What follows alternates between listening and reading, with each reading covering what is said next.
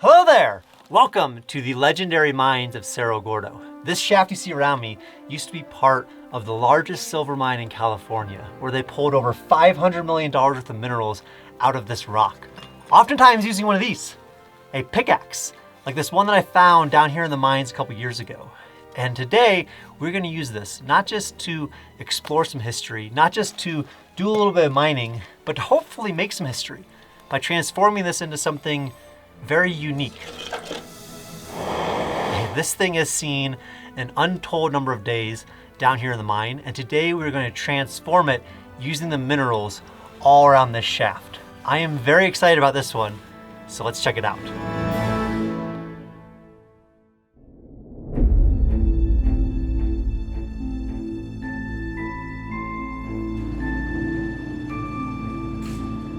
So this pickaxe, like most of the things left down here in the mines, it's more than just a tool. It is a piece of history. It's from a time when this town had 4,000 residents, when it was the largest producer of silver for the state, and later the largest producer of zinc for the entire country.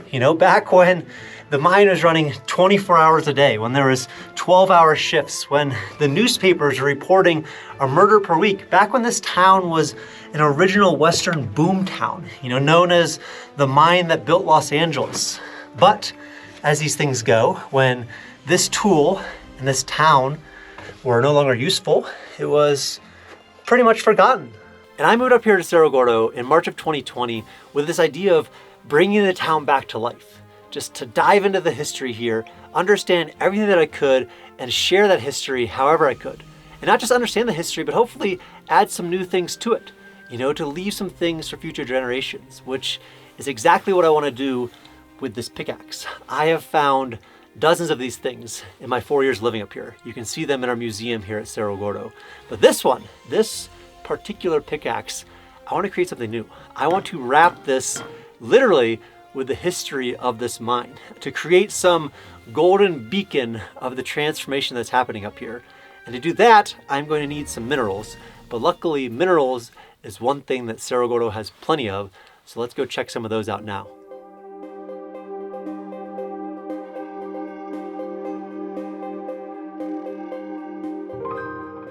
Reports back in the day show that this mine produced silver, it produced zinc, it produced copper, and it produced gold. And so slowly I started learning, how to take this, which is galena, which is silver and lead, all the way down to silver to make things like rings, necklaces, and even coins. And then after tinkering for another few months, I learned how to take this, which is smithsonite, all the way down into zinc. And doing so just gave me such a better understanding of my entire existence up here. It wasn't just I was saying it's the largest silver mine. I knew what the silver looked like, how they refined it, what they used it for once they refined it. And the two other minerals that they mentioned in these reports that were here in any type of sizable quantity was copper and gold. And obviously gold is a lot more sexy of a mineral between those two. And so I started searching for gold, but we couldn't find it. So I turned to the next mineral, which is copper. And copper is an afterthought pretty much in Cerro Gordo, but one of the years they show that they pulled out 200 tons of copper. And again, if you adjust that for inflation, that's something like $2 million at today's market value. So this is nothing to just sneeze at. And so I thought, you know what? I need to spend a little bit more time focusing on copper. So my goal over the past few months was to use this knowledge of zinc that I already had, combine it with hopefully new knowledge of copper to create brass. And not just to use the brass to understand the history better here, but to use the brass to maybe make some history of our own. And so in this video, there's going to be 4 main steps to bringing a new life back to this pickaxe. First, we'll be cleaning the pickaxe. Next, we'll be collecting and refining copper and trying to get that copper to stick to the pickaxe. Next will be the same thing with zinc. We'll be mining zinc, refining zinc, and trying to get that to stick on top of the copper. And finally, it'll be trying to get these two metals to merge to create brass and leave us with a golden pickaxe. There's gonna be mining, there's gonna be refining, there's gonna be chemistry, and all sorts of things that I've not done before. So let's get into it.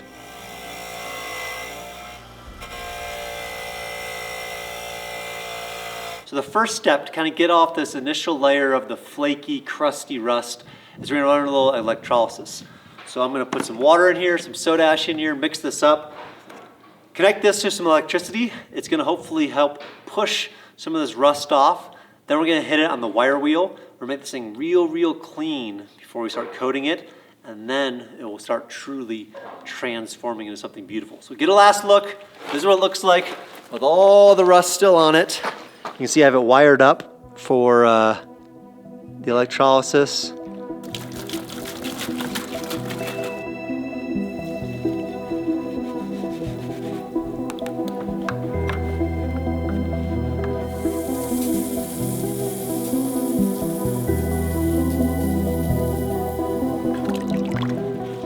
All right, you can see the rust still on there, but it's getting pretty flaky. Or I can basically just flick it off.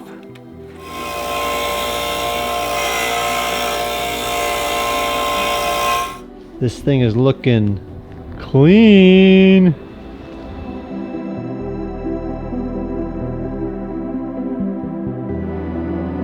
And so with a clean pickaxe, I needed some copper. And the copper up at Cerro Gordo is mostly in the form of malachite or azurite. And the good thing about that is it's pretty obvious when you see it.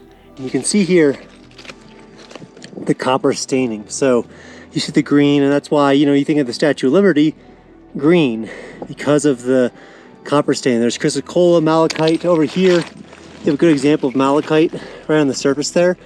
And that is almost like velvet malachite is what they call that, where you can kind of see a velvety texture to it. Luckily, the old miner back in the 1800s did a good amount of work for us. This isn't pure malachite, so I don't think that we're gonna get a huge percentage out of this. What we're gonna do is we're gonna grab as much of this as I can fit in my bag right here. We're gonna go back down.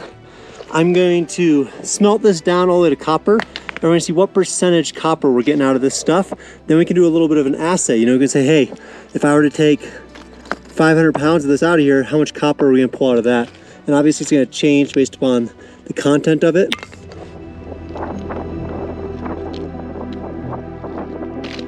My understanding of refining copper was that you can essentially just take the malachite, crush it up, heat it up with some charcoal, and at the end you'd have some copper beads left over the bottom. Again, remember, this is the earliest metal that humans ever refined. And so it should be extremely easy, or much easier than the other minerals that I had refined.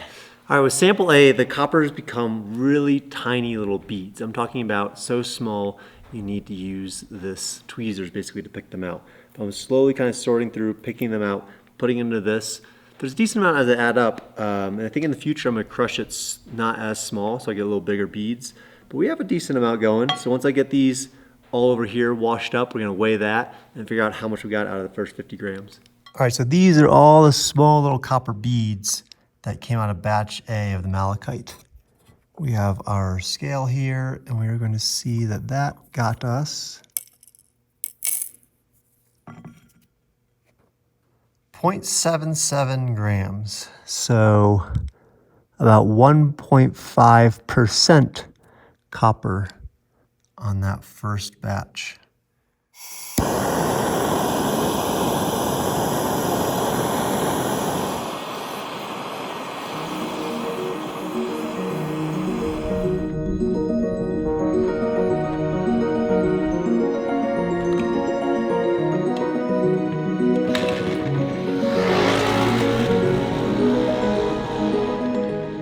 Very early on in my time here at Cerro Gordo, a friend of mine and I went for a hike, and we found what we called the Blue Lagoon. There was just this patch of blue and green rocks that were all together kind of outside of this old shaft, and I couldn't really remember where it was, but I just texted my friend. He kind of gave me a clue to where it would be. I'm wondering if this ore is actually going to be higher percentage, so we're going to start there, and if that doesn't work, just beyond it is where we got more of the malachite. But stay tuned, we need to get 50 pounds of copper ore.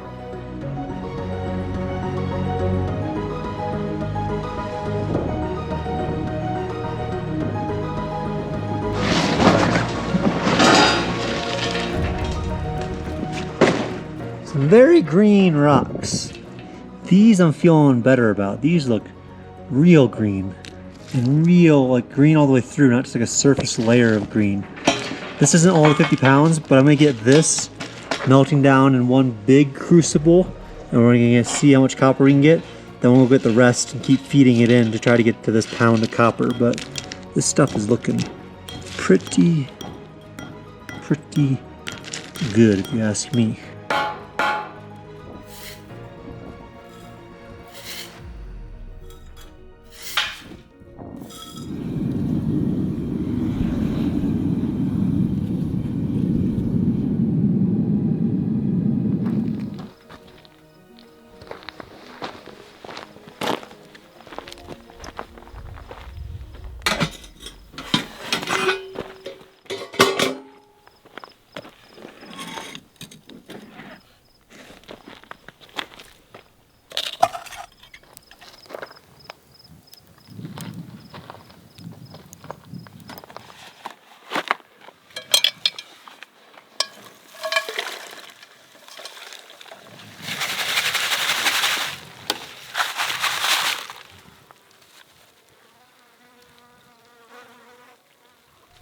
All right, so after the Blue Lagoon stuff, that is what we have. And there's some good copper in there. And it does seem like leaving them in bigger pieces yields bigger pieces of the copper in the end. But I do not know how much that is. I'm gonna melt that down actually. And we're gonna measure that to see how much we got, because that doesn't look like a ton.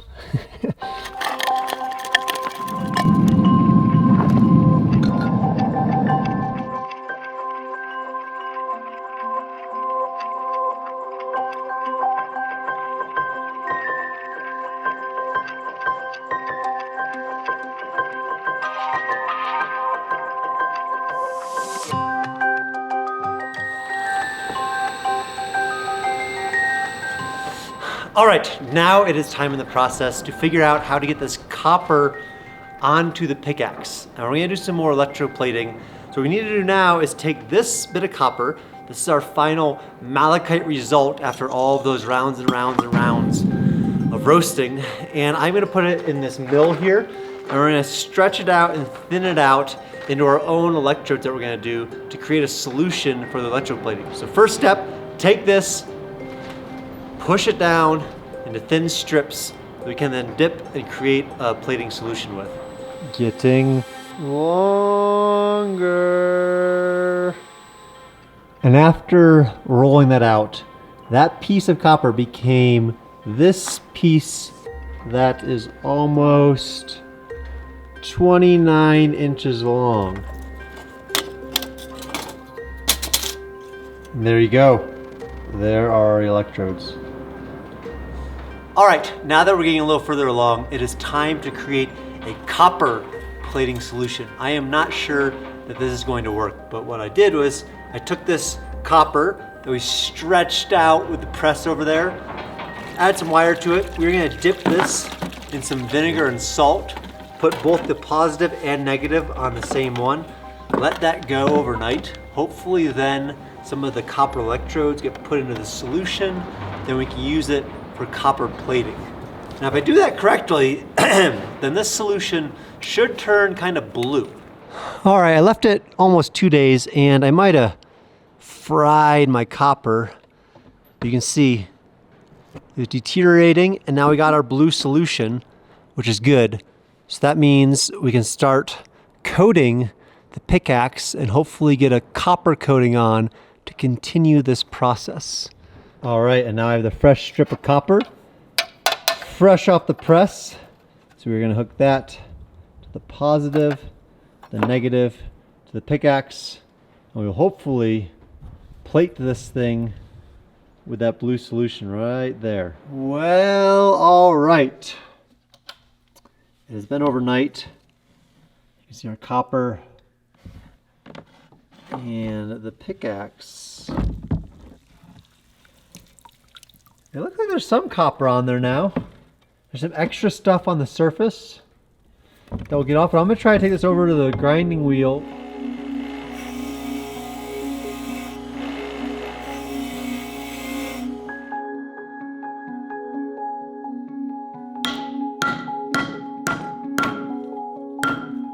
Let's talk the next part of making brass, and that would be zinc.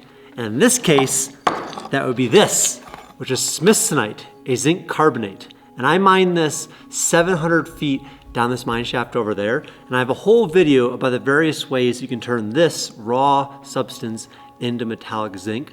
But for the sake of this video, we are going to use the one that I found to work the best. And that is ammonia leaching. So basically, we're gonna crush this up.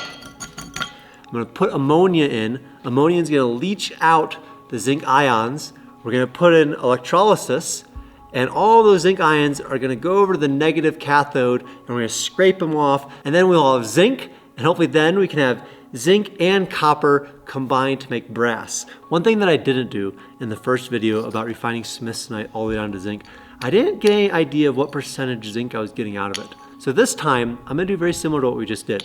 I'm gonna see how many grams are in, let's say, 3 of these pieces. We're gonna crush them up, we're gonna do the electrolysis, and we're gonna see how much zinc we get out of this. From my research, reading some of the old USGS reports about this town, they were sometimes getting between like 30, maybe even 40% metallic zinc out of this smithsonite.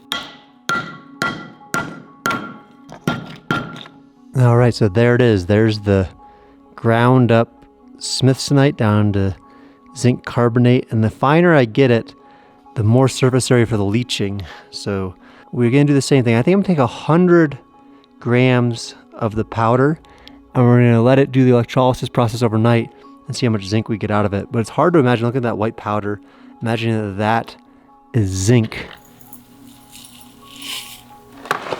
You're going to add some ammonia.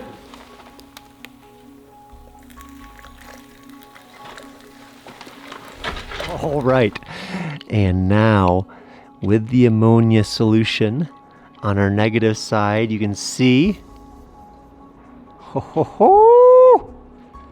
we got some zinc. All right, and now it is time to see how much zinc we got out of that 100 grams of smithsonite. So we're gonna open this scale up, turn her on, zero out one of these, and ta-da, we have 3.1 grams. So we only got 3% zinc out of the smithsonite that I ground up. That's not very good. They were getting 20 or 30%. It's almost 10 times as much. I know I lost some in the bottom of the container, so that lost us some, but that's not ideal. What started out as such a seemingly simple quest to bring life back to a pickaxe has evolved into a months-long journey of mining, rappelling, refining, tinkering into all hours of the night. And one thing that I always have with me here at Cerro Gordo is Element. This is an electrolyte drink mix that's just sodium, potassium, magnesium. There's none of that other weird stuff that's in a lot of the sports drinks. And I've been drinking this stuff up here at Cerro Gordo for over 4 years now. It is just my go-to to make sure that I don't get those dehydration headaches or cramps when I'm moving around all the time. And I love it. It has been a game changer for me. And if you're out there and you want to give it a shot, if you go to drinkelement.com/Brent, they're giving away an 8 sample pack for free with any purchase. They even have these really great chocolate flavors out right now for the winter months. It's amazing hot. So give it a shot, drinkelement.com/Brent. Stuff's great, I love it. So with the smithsonite, the more finely you can get it ground, the more zinc you can pull out of it. You know, there's more surface area to do the reaction, all that type of stuff. And before I was hand crushing this with a hammer over and over and over and over and over and over and over again. And probably the biggest change over the last few months is adding this. This is the Mighty Mill. They don't sponsor me, they're not paying me to say this. I just think this thing is awesome. It's this little mill that attaches to a grinder that essentially you put in the pieces up here, it grinds it down into essentially like powder, which is just beautiful for this process. And you can see just how fine this gets it. This is so much more surface area than I could get hand crushing this stuff. So this has been a huge change, being able to use this little mill. All right, now that it has been, I don't know, 4 or 5 months I've been tinkering with the zinc, going through different processes, I've gotten pretty good at perfecting my formula from going from the smithsonite down to the zinc. I'm able to recover close to 20-25% pure zinc now. So after all that, after you run the electrolysis, you get the zinc to stick to the cathode. You're gonna take this stuff and we're gonna make it down into metallic zinc. So we're gonna take our little crucible, take some of this stuff, and kind of just pour it in there, melt that up, and then we're gonna have, finally, some metallic Cerro Gordo zinc.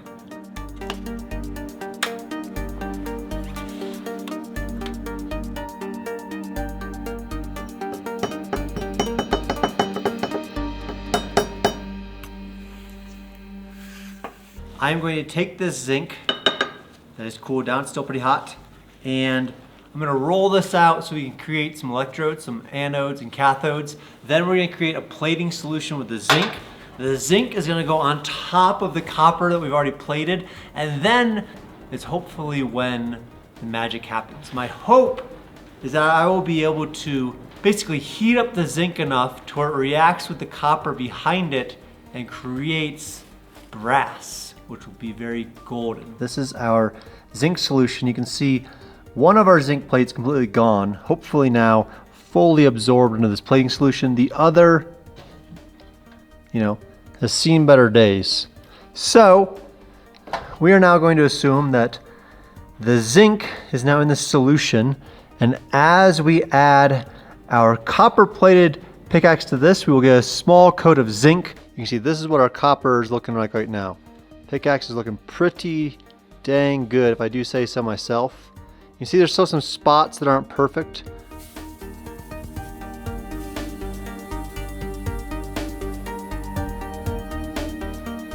All right, so there it is, fresh out of the zinc plating. So hopefully there's now zinc plated on top of the copper, and if I melt to the top, then we get a golden brass.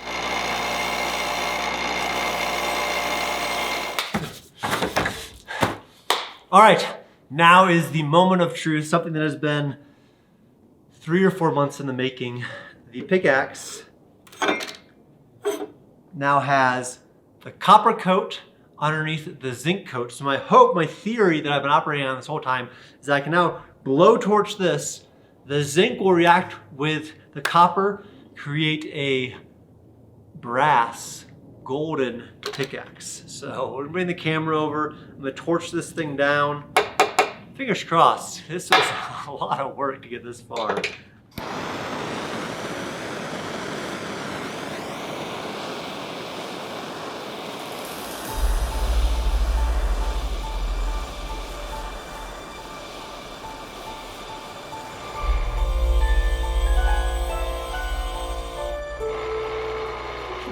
All right, we have the middle bit shined up, and I don't know if that's coming through, but that is looking pretty golden to me. Now, granted, yes, there are bits that look way more copper, but look at this top right there. Look at that. Look at this corner.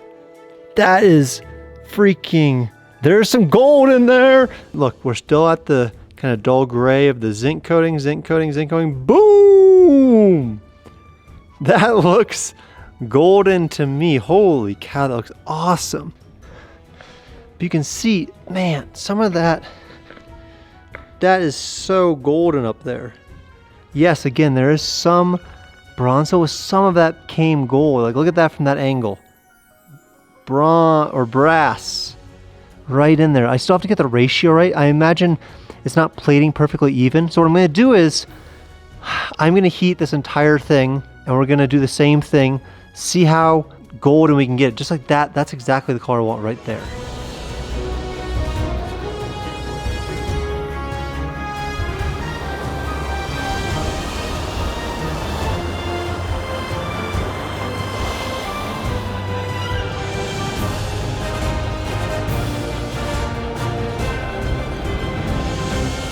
Ladies and gentlemen, boys and girls,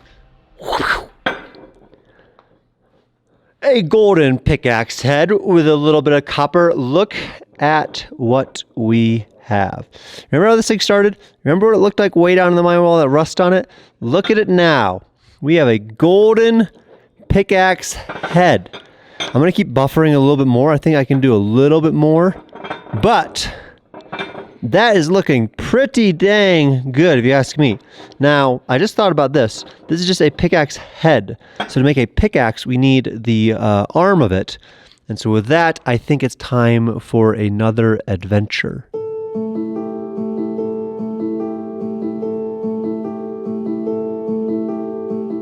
You know, after months, literally months, inside the hoist house in my little shop working on this pickaxe, I went to do the grand reveal and I realized it's just not that impressive just showing the pickaxe head. Well, I want to make this thing a pickaxe you can pick up, you know, and swing around a little bit.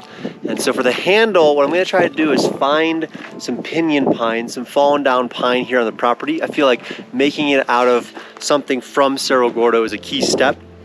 So just wait, the grand reveal is not there yet. I'm gonna go find some old wood that's fallen around here. We're gonna make that into a handle. I'm gonna shine it up a little bit more. Then we're gonna see what was made from both the minerals down in the mine and the wood around the property. So let's just try to find a tree.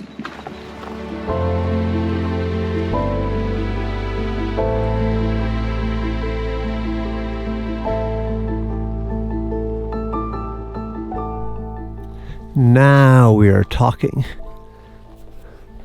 This is pretty old. That piece right there is real nice. See that straight piece?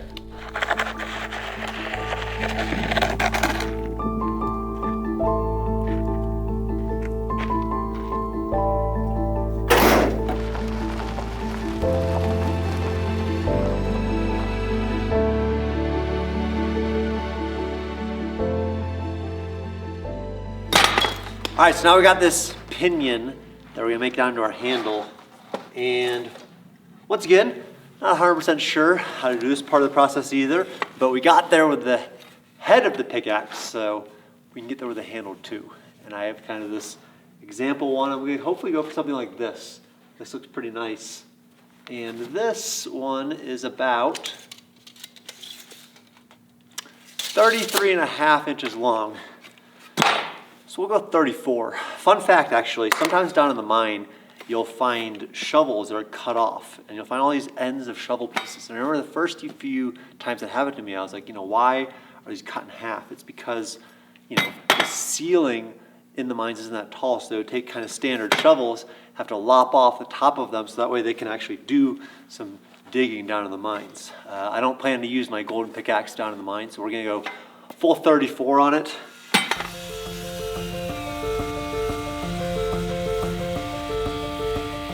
All right, so I got my two test subjects, and I'm worried that this thinner one is just not gonna be big enough. It's very close. But I think this guy right here is gonna be our handle.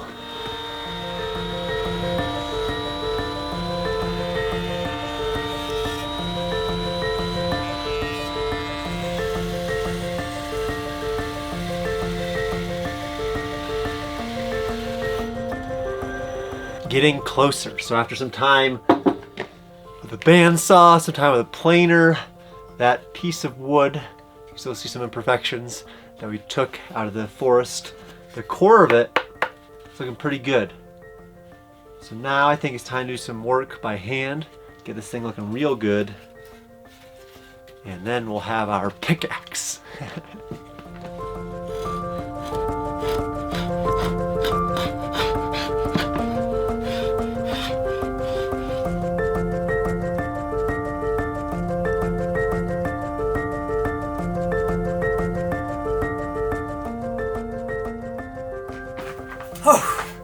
I'd say it's looking pretty good.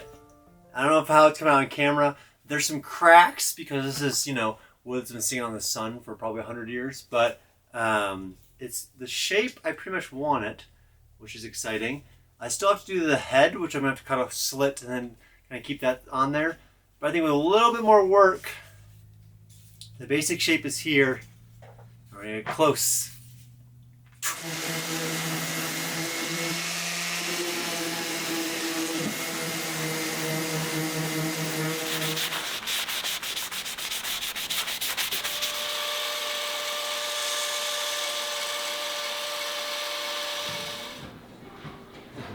And in the end, here it is. I mean, have you ever seen a more beautiful axe? I'm serious. Have you ever can't even think of a pickaxe anywhere in the world that's even close to this beautiful. Don't tell me if you know of one, because I need to relish in this a little bit longer.